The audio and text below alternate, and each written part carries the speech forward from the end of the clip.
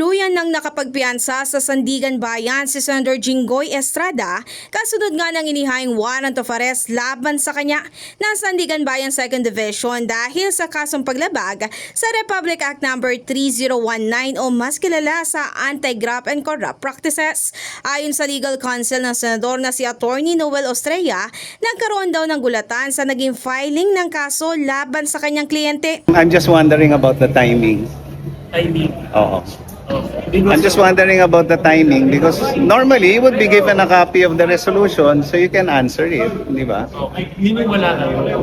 Wala talaga. Malaki yung pagbabago between the time that the good senator was under investigation and the time na na-file yung mga paratang laban sa kanya. Samantala nang matanong naman si Estrella tungkol sa reaksyon ng kanyang kliyente ay sinabi nito na ramdam nito ang pagkakabugbog sa mga kaso. I'm sure he feels na medyo nabubugbog siya sa mga kaso, but I don't want to speak for him. I just remember that he said if this is what is required because he's standing up for his principles, so be it. Maalala bago ang naturang pagdating ni Estrada sa Sandigan Bayan ay naglabas ito ng pahayag kung saan sinabi niya nga ang pagpiyansa raw sa kasong ito ay kabilang sa legal remedy na po pwede niyang gawin sa ilalim ng justice system.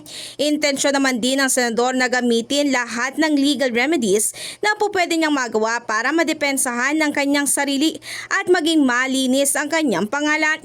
Kaugnay naman ng isyong ito, mariin pa rin itinanggi ng senador ang mga paratang laban sa kanya. Anya, pawang walang mga batayan ng mga ito at walang bahid na katotohanan. Sa kabilangan nito, nilinaw niya na nire-respeto raw niya ang rule of law at maging ang judicial institution sa bansa. Sa huli, umaasa naman din si Estrada ng patas na pagtrato, due process at walang kinikilingan na pagdinig sa kaso laban sa kanya. In the heart of changing lives, ako si Brigada Ann Cortas ng 105.1 Brigada News FM Manila, The Music News Authority.